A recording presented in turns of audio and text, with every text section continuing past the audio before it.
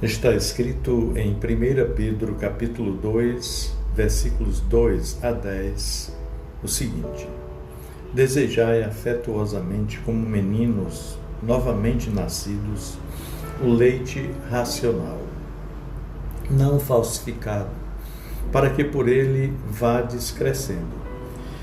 Se é que já provastes que o Senhor é benigno, e chegando-vos para ele a pedra viva, reprovada na verdade pelos homens, mas para com Deus eleita e preciosa, vós também como pedras vivas sois edificados, casa espiritual e sacerdócio santo, para oferecer de sacrifícios espirituais agradáveis a Deus por Jesus Cristo, pelo que também na Escritura se contém: Eis que ponho em Sião a pedra principal de esquina, eleita e preciosa, e quem nela crer não será confundido. E assim para vós, os que crerdes, é preciosa, mas para os rebeldes, a pedra que os edificadores reprovaram, essa foi a principal pedra de esquina. E uma pedra de tropeço e rocha de escândalo para aqueles que tropeçam na palavra, sendo desobedientes para com o que também foram destinados. Mas vós sois a geração eleita, o sacerdócio real, a nação santa, o povo de propriedade exclusiva de Deus, a fim de anunciardes as virtudes daquele que vos chamou das trevas para a sua maravilhosa luz. Vós que em outro tempo não erais povo, mas agora sois povo de Deus, que não tinhais alcançado misericórdia, mas agora alcançaste misericórdia.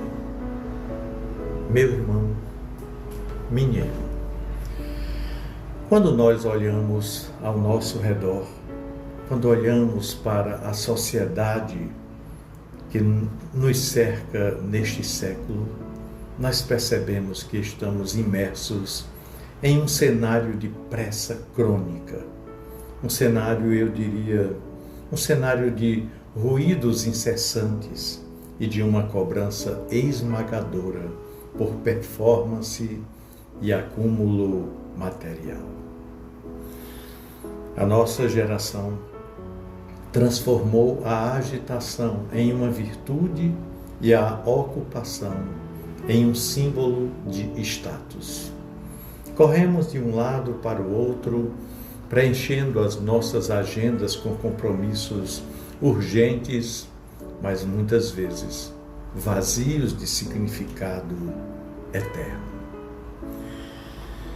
Nós fomos ensinados a medir o sucesso de um indivíduo pela quantidade de coisas que ele conseguiu reter em suas mãos durante a sua vida, ou pelo prestígio de suas posses, ou pela velocidade com que ele consome novidades.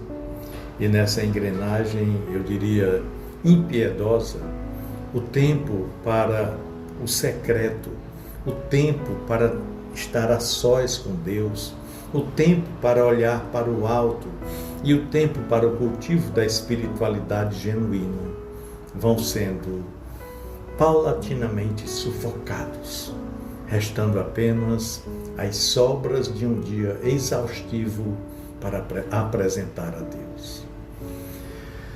E precisamente no meio desse deserto de conexões superficiais e de ambições puramente terrenas, é que o apóstolo Pedro nos estende uma corda de resgate, eu diria de um resgate teológico e prático, através dessa carta, escrita originalmente para cristãos que viviam dispersos, enfrentando perseguições, incompreensões e o isolamento cultural na Ásia Menor. Esta mensagem bíblica funciona como um farol para nos lembrar quem nós somos e a quem nós pertencemos, oferecendo-nos, eu diria, uma estrutura necessária para que possamos permanecer resilientes quando o mundo desaba ao nosso redor. O apóstolo Pedro inicia este texto com uma metáfora que fala profundamente a nossa necessidade de desacelerar e de reavaliar o que alimenta a nossa alma. Ele nos convida a desejar afetuosamente como meninos, novamente nascidos, o leite espiritual não falsificado, o leite genuíno, para que por ele possamos crescer. Pensem na pureza e na urgência desse desejo no coração de uma criança. Ela não se importa com as aparências do quarto, com o valor dos móveis ou com o status da casa. Ela apenas clama com todas as suas forças pelo alimento essencial que garante a sua sobrevivência e o seu desenvolvimento. O apóstolo Pedro está operando uma cirurgia teológica na nossa mentalidade consumista, mostrando que o verdadeiro crescimento espiritual não acontece pelo acúmulo de informações intelectuais ou de bens materiais, mas, sobretudo, pela nutrição diária na palavra de Deus. Palavra esta que é pura, palavra esta que é genuína como o leite materno. No mundo contemporâneo, nós somos alimentados por um leite falsificado, um leite misturado com as filosofias do imediatismo, do ativismo religioso estéril e do materialismo disfarçado de bênção. Quando nós trocamos o banquete da presença divina pelas migalhas das redes sociais e pela ansiedade de possuir cada vez mais, a nossa alma entra em um estado de desnutrição crônica, que aos poucos vai fazendo com que venhamos nos definhando espiritualmente. A busca por Deus deixa de ser uma obrigação litúrgica e passa a ser reconhecida como o próprio oxigênio do nosso ser. Um resgate do paladar espiritual que nos faz compreender, por experiência própria, que o Senhor é bom e é suave e é plenamente satisfatório.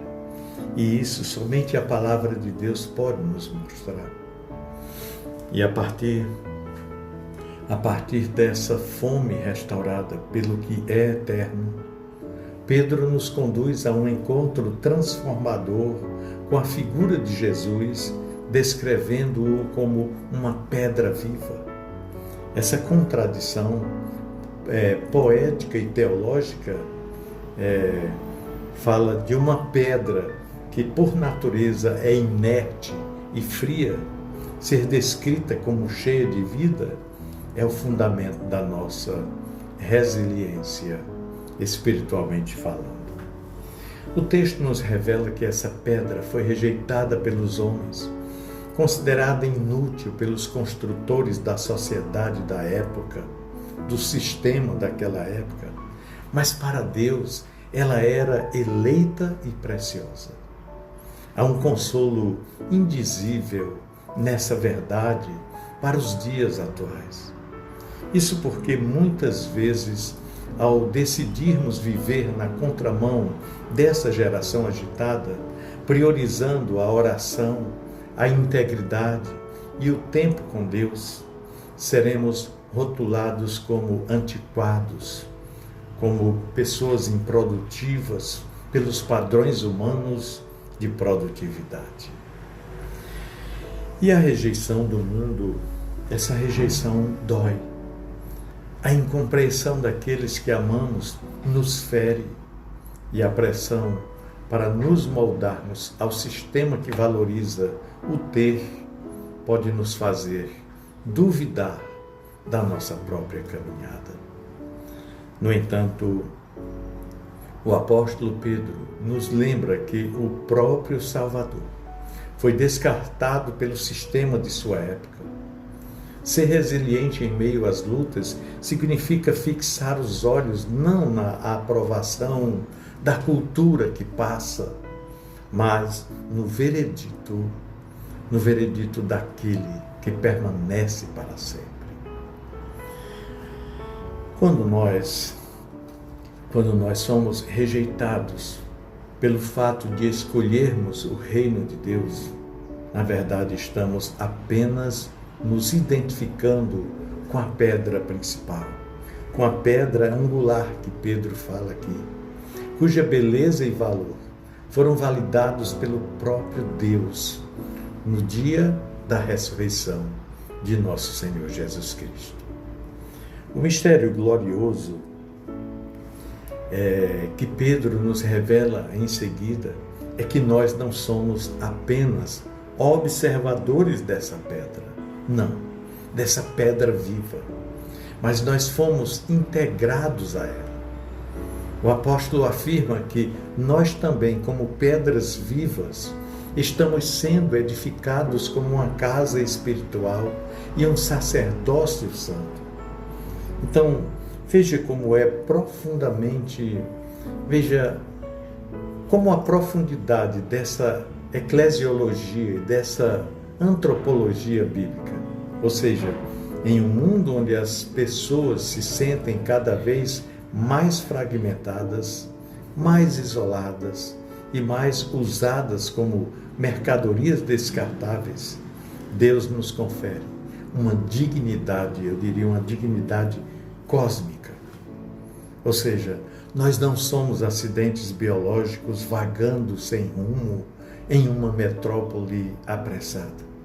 Nós somos, na verdade, pedras vivas, sendo esculpidas pelo arquiteto do universo para fazer parte do seu santuário habitável.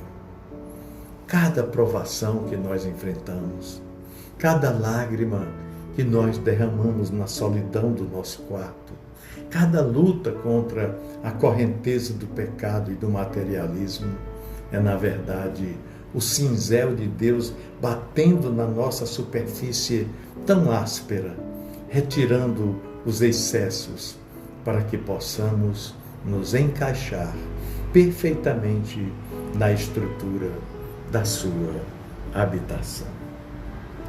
E por falar em resiliência, a resiliência cristã ganha um propósito maior do que a mera sobrevivência psicológica. Nós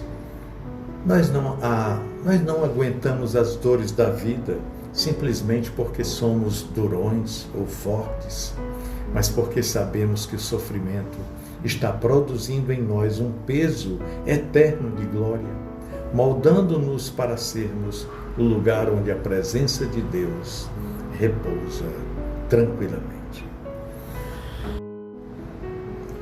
Essa edificação espiritual nos move para uma função extraordinária que contrasta diretamente com o utilitarismo da nossa era, ou seja, o exercício do sacerdócio santo para oferecer sacrifícios espirituais que venham ser agradáveis a Deus. Antigamente o sacerdote precisava ir a um templo físico e oferecer animais para aproximar o povo da divindade. Agora, através de Jesus, o nosso próprio corpo, o nosso tempo e as nossas escolhas se tornam este altar. Pois é, em uma sociedade que nos empurra para oferecer sacrifícios no altar do consumo, no altar da ambição desmedida e da vaidade, o cristão resiliente decide gastar o seu bem mais precioso, ou seja, o seu tempo, oferecendo orações, louvores genuínos, atos de justiça e momentos de pura contemplação ao Senhor. Esses são os sacrifícios espirituais que sobem como aroma suave diante do trono da graça. Quando nós interrompemos o nosso ritmo frenético para ouvir a voz de Deus, para estender a mão ao necessitado ou simplesmente para adorar no silêncio do nosso coração, na verdade nós estamos quebrando a lógica de um mundo que diz que o tempo só tem valor se produzir dinheiro. E aí nós estamos afirmando que o nosso tempo pertence ao Criador do tempo, ao Senhor do tempo. Pedro reforça aqui que ele reforça essa segurança citando as antigas profecias do Antigo Testamento, garantindo que aquele que crê nessa pedra principal de esquina jamais será confundido ou envergonhado. A palavra confuso, aqui nesse contexto, evoca a ideia de alguém que construiu a sua vida sobre um terreno movediço e quando a tempestade chega, vê tudo ruir, caindo no desespero. Quantas pessoas em nossa geração, apesar de possuírem contas bancárias, eu diria, recheadas, diplomas prestigiados e aplausos públicos, são profundamente confusas, ansiosas e desesperadas por dentro, porque elas depositaram a sua segurança em estruturas que a inflação consome, que o tempo desgasta ou que a morte destrói. Não são poucas, né? Aliás, eu diria, a maioria das pessoas estão investindo os seus dons e talentos nessas coisas. Porém, a promessa bíblica para o cristão que escolhe buscar a Deus em primeiro lugar é a estabilidade emocional e espiritual. O vento pode até soprar, as crises financeiras podem abalar as estruturas da nação, as enfermidades podem tocar o nosso corpo físico, mas a nossa base está firmada na rocha que não se move. Não seremos confundidos porque a nossa esperança não foi colocada em coisas que se podem comprar, mas na fidelidade daquele que nos resgatou. Essa é a grande diferença da vida de alguém que anda com Deus para quem não anda. Para aqueles que não creem, para os desobedientes que preferem a agitação de seus próprios caminhos e a idolatria dos seus próprios bens, Jesus se torna uma pedra de tropeço. É isso que Pedro fala. E uma rocha de escândalo. A mesma pedra que é bênção para um, não é para outro. A mensagem da cruz e a exigência de uma vida de dependência de Deus chocam com o orgulho humano. O homem moderno quer ser o capitão da sua própria alma, o senhor do seu próprio destino. Ele se escandaliza com a ideia de que precisa parar, arrepender-se e confessar que nada é e nada tem sem o favor divino. O tropeço ocorre quando a criatura tenta construir a sua felicidade ignorando o design do Criador. Mas para nós, os que cremos, essa pedra é a nossa preciosidade essencial. É a nossa maior preciosidade, o nosso grande tesouro, o tesouro escondido no campo pelo qual vale a pena vender tudo o mais para adquiri-lo. E o apóstolo Pedro encerra esse manifesto de esperança elevando o tom da nossa identidade coletiva, usando palavras que deveriam ecoar na nossa mente todas as manhãs ao acordarmos para enfrentar o deserto do cotidiano.